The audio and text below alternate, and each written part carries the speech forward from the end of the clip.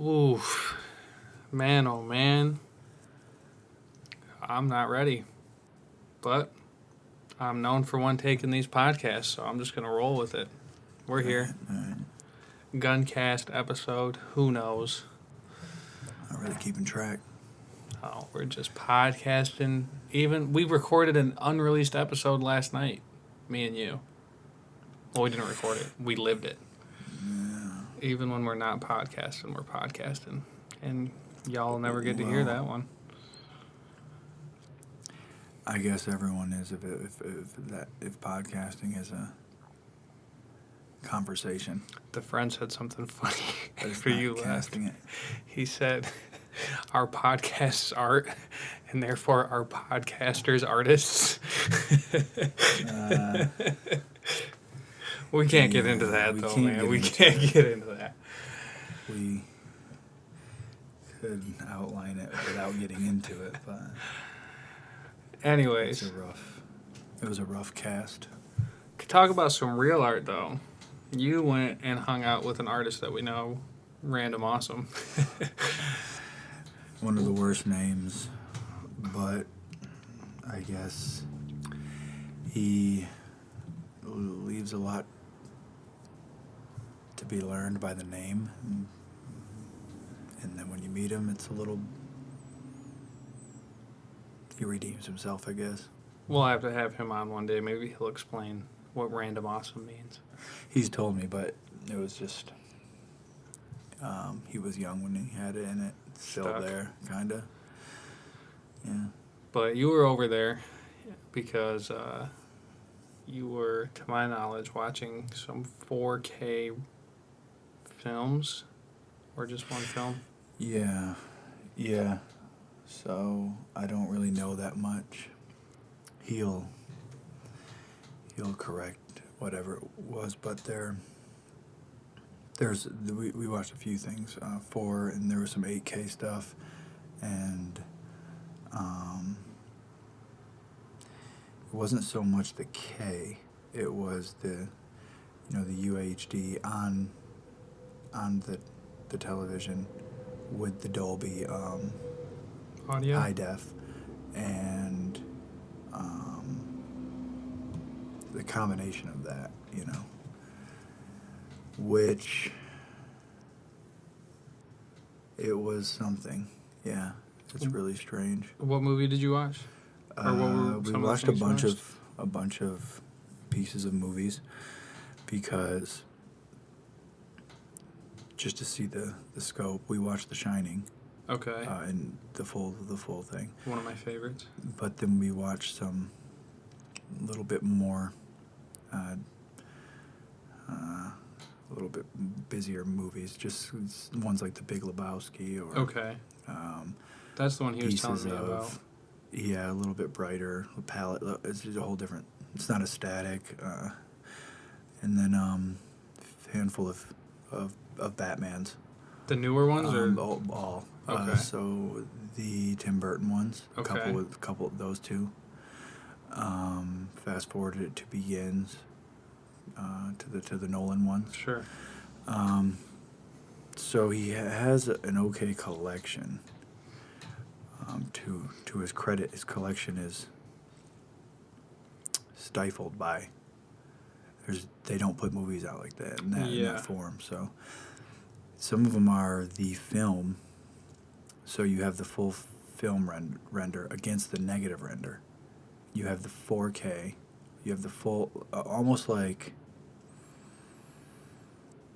I'm trying to not say it to where it's not understandable as far as the explaining it, you know what I mean? Okay. Because to my understanding, most people think something like, if you have a 4K TV, you see 4K. But the actual source video needs to be in 4K too, right? Yeah, pretty much any time you're streaming, you're not going to be seeing what I'm talking about. Files are compressed, obviously. Everyone knows these things, but yeah. So the source materials should be the DVD. They only have so many they've done in this. They'll do more, but it's super new.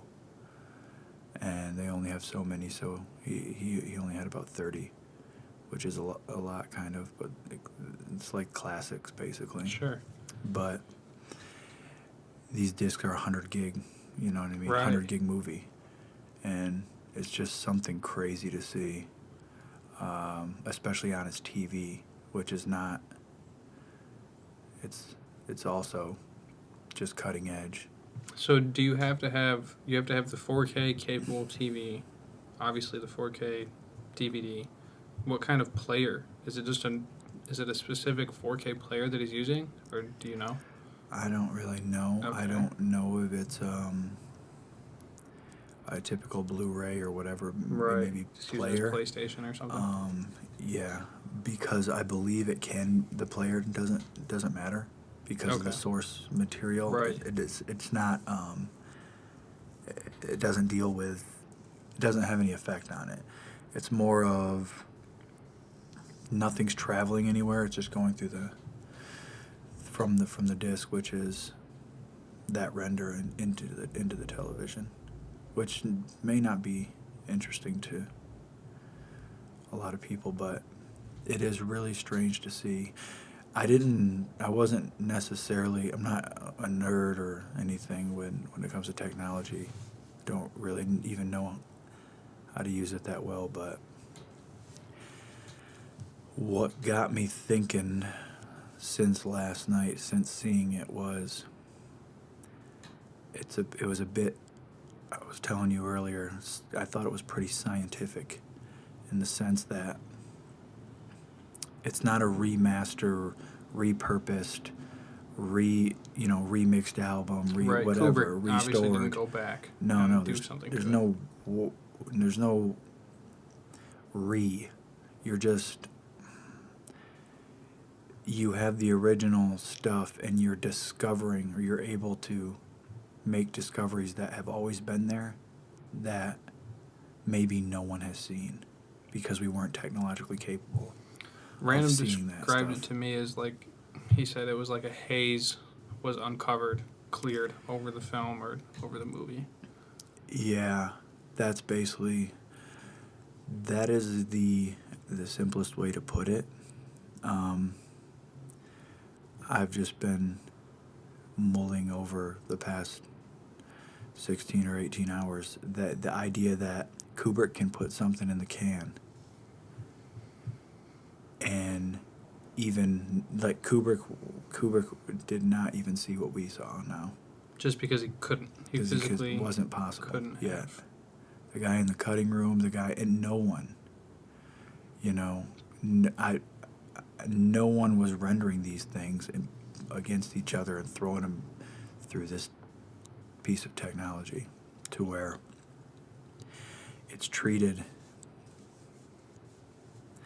The simplest way to put it, to my interpretation, which is basically the same as his when he says a haze was lifted, is that it becomes a dynamic painting rather than a static screen.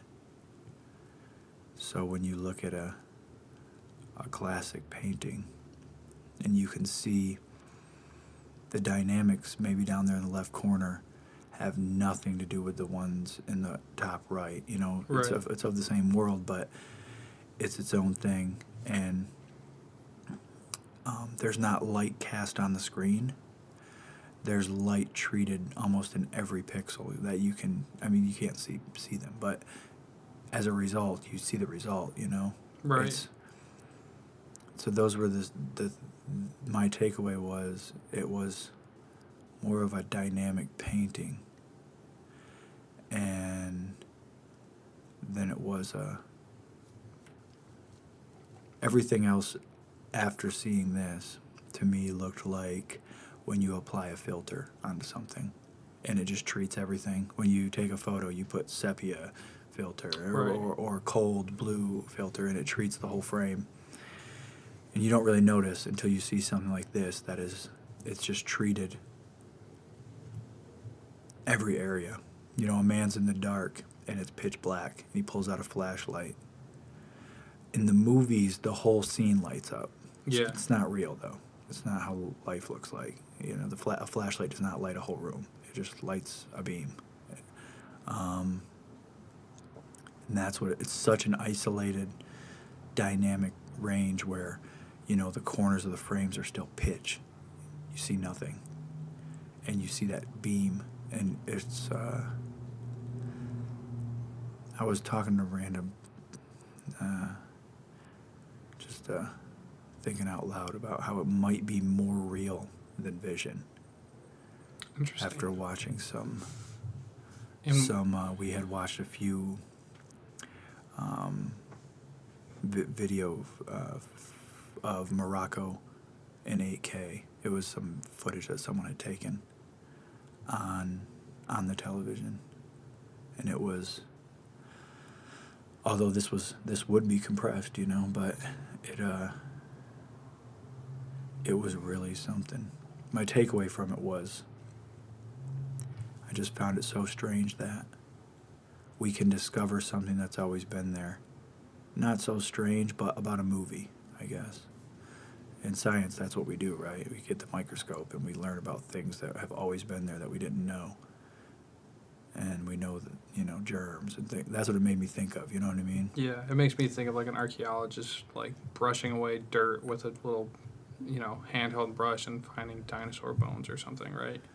Yeah. In a way, to me that's a little bit different because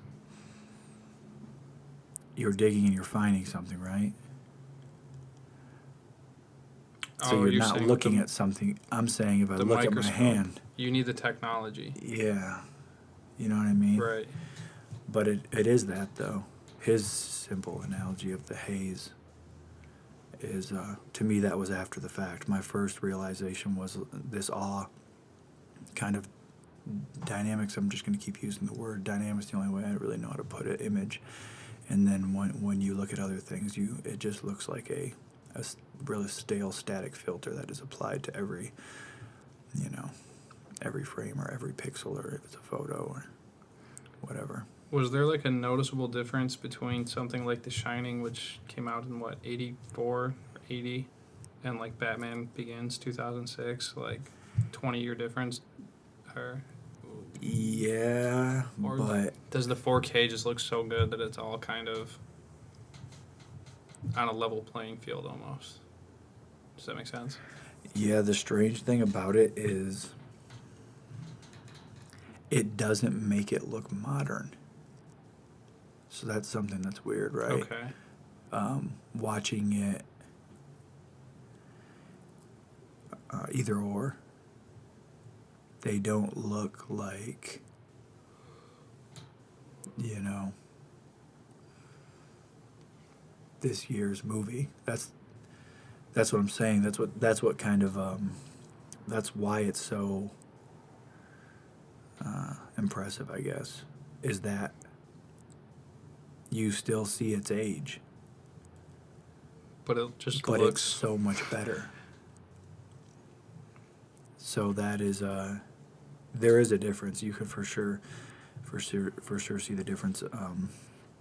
A lot of the way that Kubrick does, he's just the best, you know. So it's really hard to find any shortcomings in anything he does. Even when you can find them, to me anyway, it almost exposes people, right? It's almost like being on stage in a jazz band doing some improv, and, you know, if you don't got the chops, you're going to be exposed if everyone around you does. Right. Not that you don't have the chops, or Tim Burton doesn't, but some of the harder things to have the chops, the harder scenes, for example, at the beginning of one of the older Batmans when they're walking through the streets of New York, you're shooting outside, you're shooting out in the dark. I don't know if it's day for night or not, I can't remember, but those are less controlled than something, say, in Catwoman's apartment, where, you know, all different types of pink were popping out that I had never seen before. Okay. And all different types of things where you could catch those, but something, you know, on Manhattan Avenue, down the street when he's walking with his parents at the beginning, there's only so much you can do when you're shooting that. But, you know, Kubrick stuff, it's not, it's like perfect, you know? What are some examples, like, actual, can you think of any in The Shining that you notice? Yeah. Colors or like... So you could see refractions and stuff, and you could see lens feedback in some of the, say, the gold room. Okay. It's just completely, it's just blown out whites. Okay. Just because the reflections you from see the gold and stuff? Yeah, you see it like your eye sees it, I guess. Okay. Just when we were lighting, say when we were taking some photos the other day for visas. Yeah. Remember when we were manipulating the light and it was just shadow casting Yeah. and things like that? And that's what it looks like when you have a photo, or when you, when we do all the videos and we light a scene. You light it the way you want it to be perceived. But this is almost like having all of the autonomy in the world. Each chandelier was dictated the way that they you know what I mean, had set it up to be. Right. And it was, there was a handful of things. The intro was maybe the wildest part. Where they're driving through all of the driving scenes, the trees yeah. and stuff. As far as visually goes, there was also one of the more dynamic scenes was where Wendy was on the couch and Danny's playing on the floor and they're watching the TV with no cord, and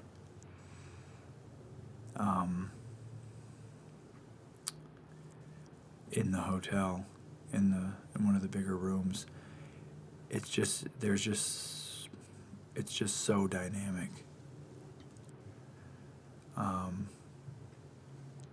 And then it stays the same when they go outside, which was the point I was getting to it.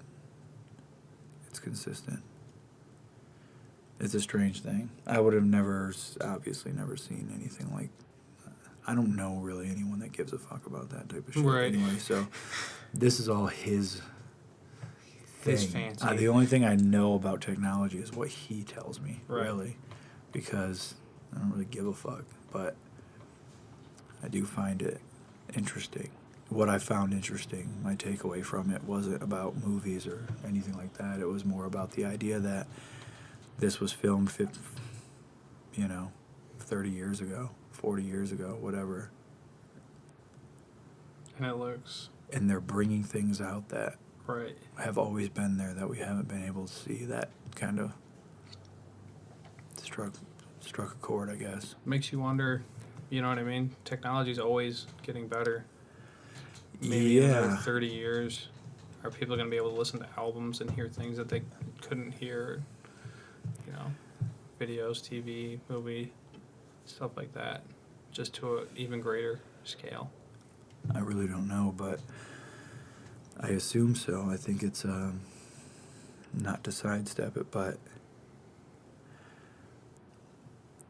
it's, I think, a statement people say a lot that I might be worth examining, since pretty much that's all we do at the podcast, just kind of think out loud. I was thinking the other day, the podcast is kind of like a psycho journal, like a psychoanalysis. Yeah. Where we just kind of sit and think about things. It's not really, I realize it's not for anyone. Like, who could possibly be sitting there like, I just love this shit, man. You know what I mean? It reminds me, just because we were talking about it yesterday, and Ad Astra, when Brad Pitt has to do the psych evals, where he just kind of has to talk out loud about, like, what was going on. Yeah. And then, like, the computer's like, either you passed or you failed. Yeah. It's kind of funny because it doesn't seem to make sense as far as, who are you doing this? What's your target, or what is your... It's like the rear. I don't fucking know. Remember the rear when he was like, well, you can't, what is your podcast even about? You can't just be talking. It's got to be about something. There's no... It's not like, hey, on this podcast, every week we talk about movies or weightlifting or whatever. Yeah, it's maybe we'll find that one day. Maybe we'll find, or maybe through the law of probability, we'll start to kind of hone in on something. But what I was thinking when you were just saying, technology gets better or whatever, I kind of, and to segue it by, him just saying something completely thoughtless, like when someone says something like, "What are you going to talk about? You can't just have a podcast about. It's got to be about something." I really always think, is this person just parroting something that he's heard? Because you can't really think about that and really come to a conclusion that it does have to, right? Yeah, Where's the original thought in it that? seems like it could just be informed by the other podcast. They listen to a podcast that's about, the rear probably listens to one about World of Warcraft. So they listen to a podcast that's about World of Warcraft. That means every other podcast has to be about something hyper focused Yeah. So where I was taking it was, I find, a lot of times like a misnomer to me when you had just said, technology's getting better and better and better. I it's an interesting idea, not that one that I have an analogy for, but I don't think it's getting as good as people say it is. I think a lot of the times when people say better, I don't think they're able to really unpack it, I guess. Not that I disagree, right. because yeah, sure it is, as a blanket statement. But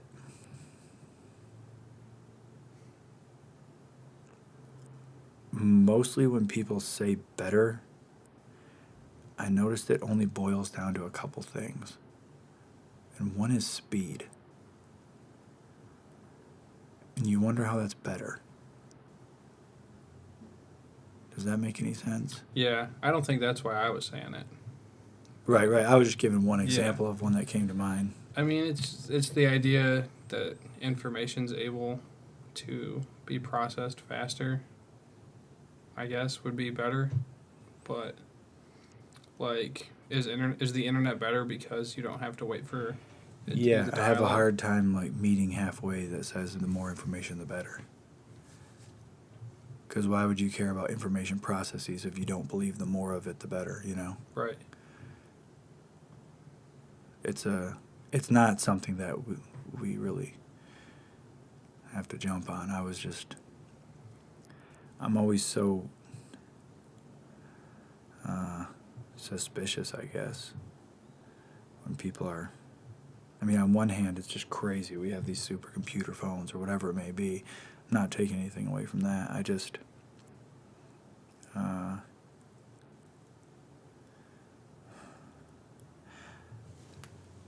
All of the things don't seem better. Like a phone that stores more memory. Is that better? I mean, it's not worse, right? Right, but when is it diminishing returns? You know what I mean? Right. When I say it in the sense that, like, people in the 50s thought we were going to have jetpacks and flying cars. I sometimes feel like that because I'm like, well, shit, if this is what's going on right now and I'm 20-something years old, what the hell's going to be going on when I'm 60? You know what I mean? And I look back 20 years when I was 5 years old. We didn't have DVDs or cell phones or shit like that. Yeah. And it's like, it's only been 20 years and we've got all this. Give it another 60. What's possible? Yeah, I just try to unpack it as far as we had a VHS and you put it in a VCR, right? And then it came onto a television. Yeah. Now we have it a Blu-ray and you put it in a Blu-ray and it comes on a television. It's still to the me, same technology. It doesn't. It's not. It's you know almost what I just mean? like It's, minor conveniences. Yeah, I have trouble calling it a leap. To me, technological leaps, like the cell phone to me seems like a technological leap, don't you think? The smartphone, I guess I should say. Even though, I guess by your argument, it would just be a better form of the computer. Or a quicker form, or a more convenient, a mobile form of the computer, right? Yeah. But to me, it just seems like so... laptop or something? It just seems so crazy. Like, if you were to show a cell phone to someone living in the 80s, a smartphone, rather, wouldn't their whole world just be fucked? You know what I mean? Like, yeah. Or if you were to show a Tesla, that's I felt that when I was in the Tesla with the auto driving and this huge screen that kind of that takes care of a lot of itself and like stuff like that. I'm like, I remember seeing movies 10 years ago that had this as like a sci-fi like thing. Oh, it takes place in 2400, and they got a car that's like a Tesla now in 2019. I don't know. Yeah, I think broad strokes. It's impressive. Broad strokes are. I can agree, I guess. The breakdown, though, when you start to interrogate it, you know what I mean? For example, I always use this example. You probably heard me say it 100 times. It takes the same amount of time to fly from New York to L.A. as it did in the 60s. Right. The planes are just bigger and nicer. More convenient. So, like, is that better? I guess, yeah. Then it becomes a definite... what do you mean by better?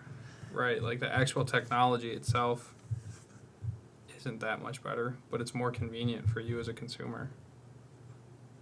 It's a better product. Right? To an extent, yeah, I guess. Just a rough blanket. The better blanket. Right. You know what I mean? The better blanket is like... it's similar to... I don't know. I don't want to get in that one. It's we talked about it yesterday, but in Ad Astra when he takes the commercial flight to the moon, right? Like that's something that what if that happens in the next 30, 40 years? And then I'll be thinking back like, oh, when I was 20, that was something that was only in movies and it seemed crazy, and now you can actually get on a flight like you're going from New York to LA, but you're going from Earth to the moon. Yeah. So basically what I'm saying is Ad Astra movie of the year. That's your movie of the year. Bold cinematic. No, it's not. It wasn't. It won't even be in my top 10. But if I was every other person I've seen on the internet, I would tell you that Ad Astra was my movie of the year, and then next week I would have saw Joker, and I would tell you that Joker was my movie of the year. And then this week, what would you say? I'm seeing The Lighthouse. Hopefully, so one of these days, movie of the year. Yeah. Okay. So you definitely have adopted the new way of thinking, which is what I like to call 2-week amnesia. Okay. It's like the goldfish syndrome. Yeah. It's well, you were saying earlier. Hot take culture. HTC. They don't open their mouth unless it's and even old people do it, like Berman on ESPN. Yeah. Just hot take motherfucker. Well, it's almost like you kind of have to be relevant in this age where there's so much information and there's so many people's takes. Where if I go and say, hey, I liked the Joker, it was a cool movie, no one cares. But if I'm like, Joker fucking sucked, or if I'm like, Joker was the best movie I've ever fucking seen, that's how you're gonna get it. Then you get people talking. Yeah, that's why you get stupid fucking kids. A quick peeve of mine, which is relevant, is when people call things amazing. Like the coffee mocha latte from Starbucks is amazing. It's just like, man, I can take this one of two ways. Number one, I want to say that amazes you. That thing that kid just made. Number two, I want to say you probably are so fucking lame it does amaze you.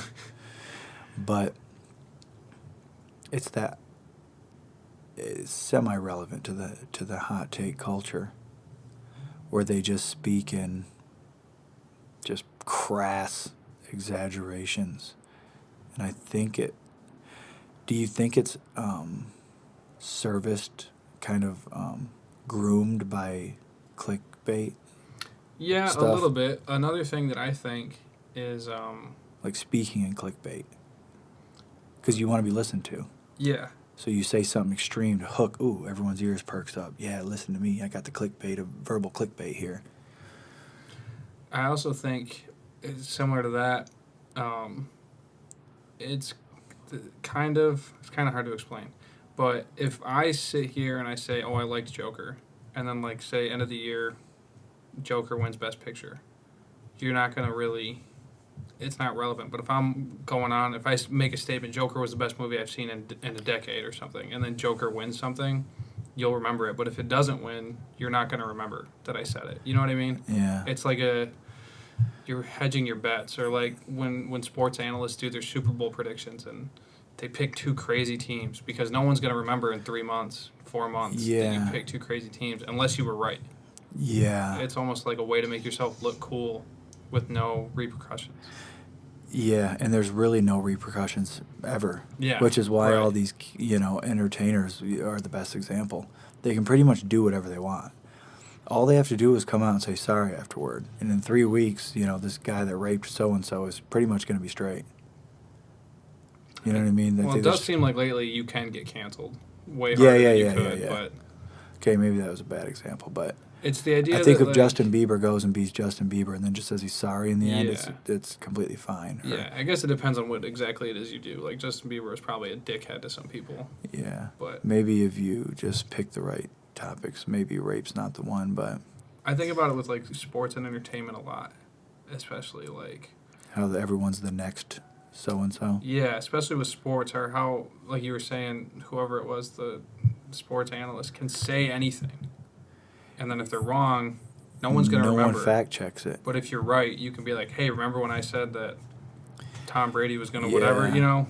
It reminds me, Nassim Taleb says that about finance people. Yeah. It's they make their whole career and their whole living, but no one is an expert at it.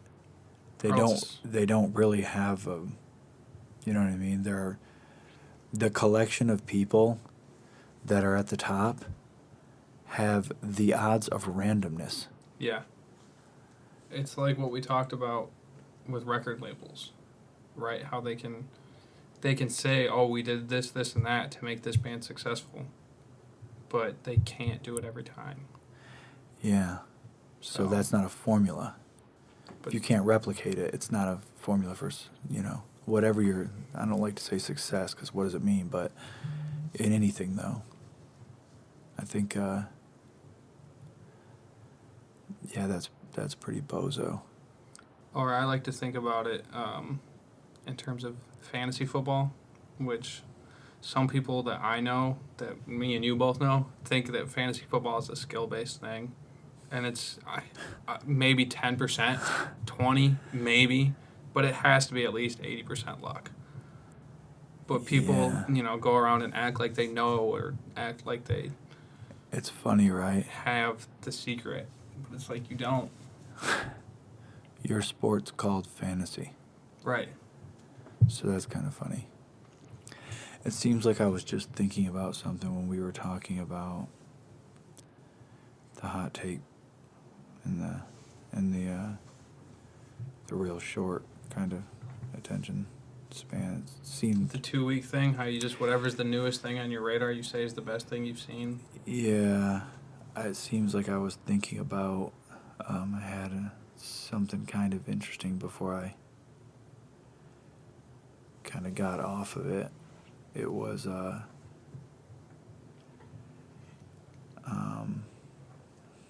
well, I can't really remember now. What were we talking about? You were talking about the hot take and the stuff. Yeah, I brought up Joker and how Joker was my movie, but then last week at Astra, and then next week's The Lighthouse, and then. Yeah.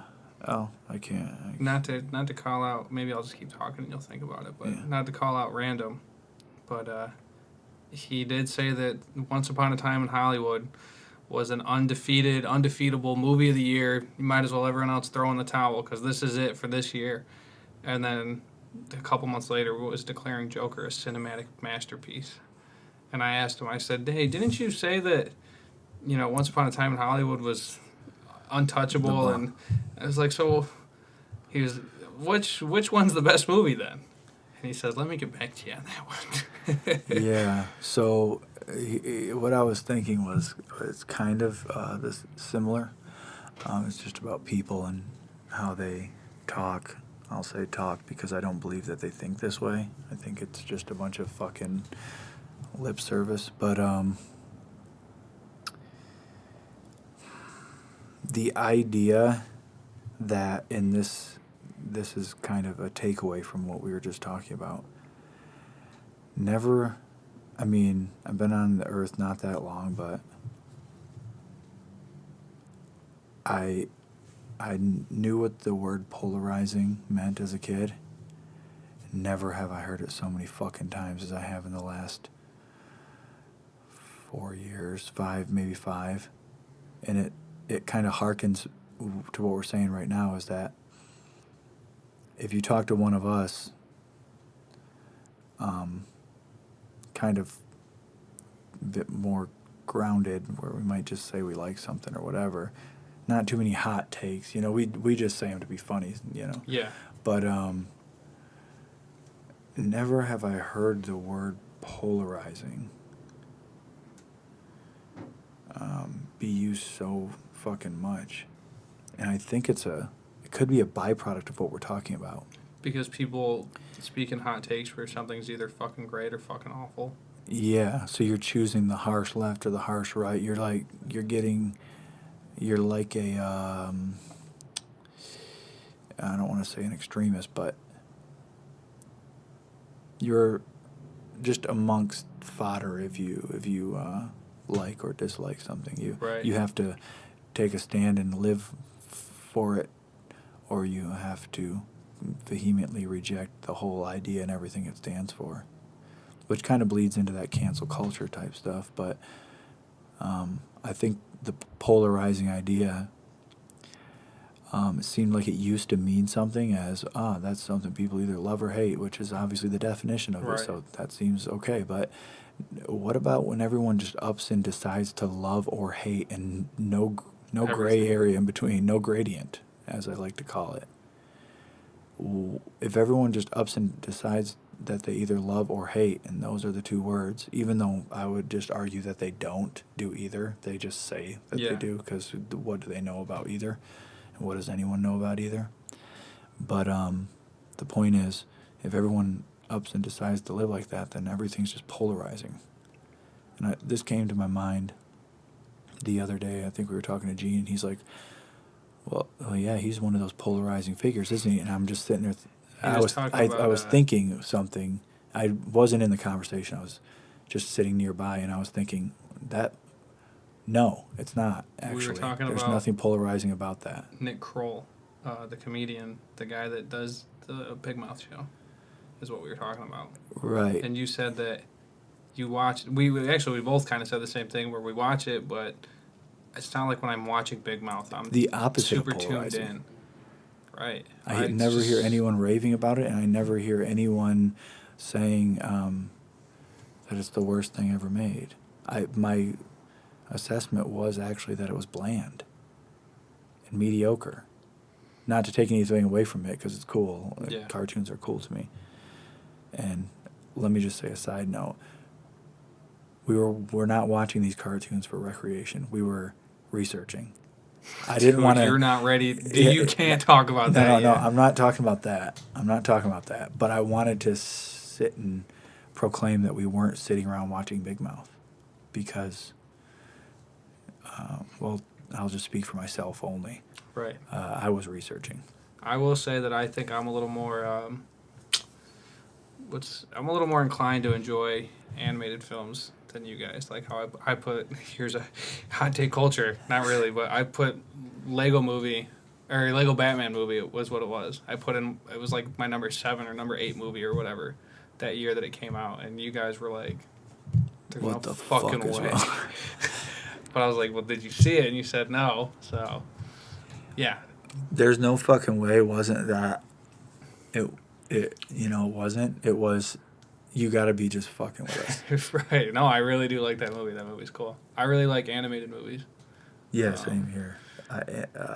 Like that Spider-Man movie that was out last year. I don't think you saw it with us. No, We saw it no, on tour, I but never go watch those. that movie was pretty kick-ass. I think you'd like I that. really like a lot, just as much as animated movies to me aren't any less movies. Right. Cartoons, stop motion, claymation, whatever it may be, I really, really like it. And which I try to make every music video. One because I don't like to be in them, but two because I think they're just so cool. And I haven't came across an animator that I actually like working with. We have some animated sequences, and we have some I think we have some animated videos even, but Yeah, you've got the one for Yavid, for sure. Yeah, I'm definitely not satisfied with anyone's animation that I've worked with to the extent where I'd want to just keep working with them, which is what I would like to find a real animator to work with, because we're doing the research, we're doing projects, more animation. I guess if you're an animator listening to the podcast, hit if us you're up. An animator, we'll and get you you're into the good. inner circle. Yeah, absolutely. If you animate, even Flash, I like, which is not even shit. Flash animation, whatever. Any type of animation, I just cannot get enough of. It's kind of something. Regardless of what kind, it doesn't matter. This is going to definitely be an anecdotal fringe example, but like Flash animation, you said, it's not whatever, but like there's people that have made careers for themselves off of something that was Flash animated. Yeah. Like I know one example is there was this game that I used to play, and it was a Flash game, and then the guy made so much money off the Flash game that he made it into a real game, and then he made so much money off the real game that now he's got a card game that sells in Target. Really? I mean, it took him years to do it, but it's like... See, I separate those things as that guy's whole quest, that guy's whole effort. I'm not taking nothing away from that. I just mean Flash as a medium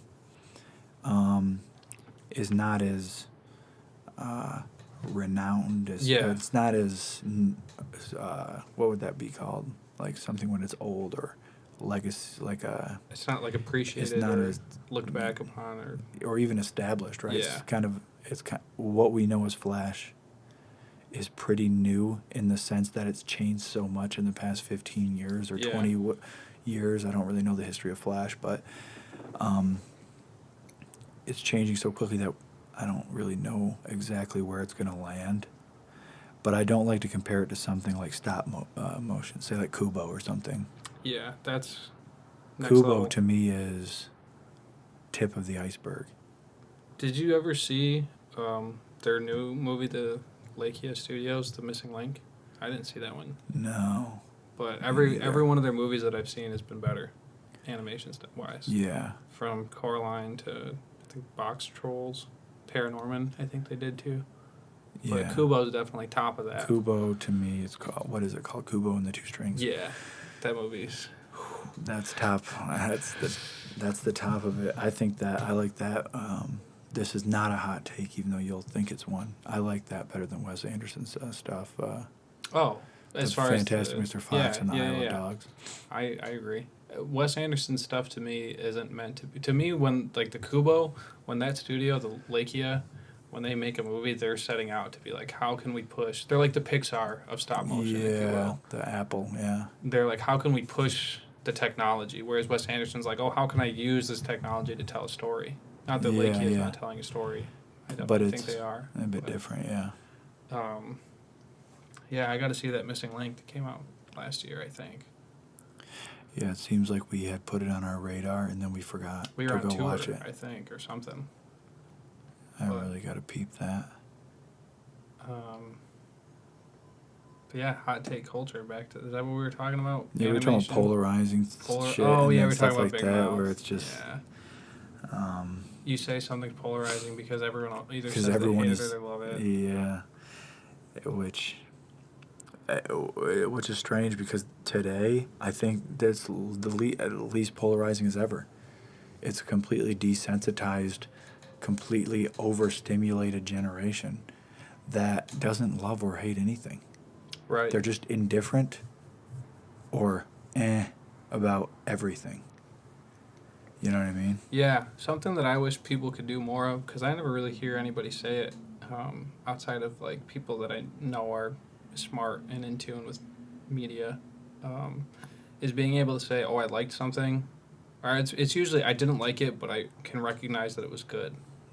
Yeah. It's that fucking sucked. So like, Yeah. I heard somebody say that the Suspiria remake was the worst movie they've ever seen, and I was like, I could see you even not liking the movie. That's fine, but there has to be some sort of objectiveness. Either that, or you've only seen a few movies and they've all been really fucking good. If you think that's the worst movie you've ever seen, Yeah. it's like It can't be true. It says a lot to me when someone's able to say, "I didn't like it, but I think it's good," or It doesn't really happen the other way, where I like something and I can recognize that it's bad. I guess something like B horror or something. The Room. Like, yeah, it's like it's so bad that it's good. Yeah, but yeah, I can meet anyone halfway on anything, but when people say stuff like really that, it's the worst like movie I've ever stuff. seen. I just disregard anything you think about film or. Usually, to me, if I normally I ignore those type of people, but if I know them, say like us, Yeah. and we're talking to the crew or something, I always just, because they're my shitty friends, I'm stuck with them for life anyway. Instead of ignoring them like I do the rest of the universe, I always just have to say, what the fuck have you done?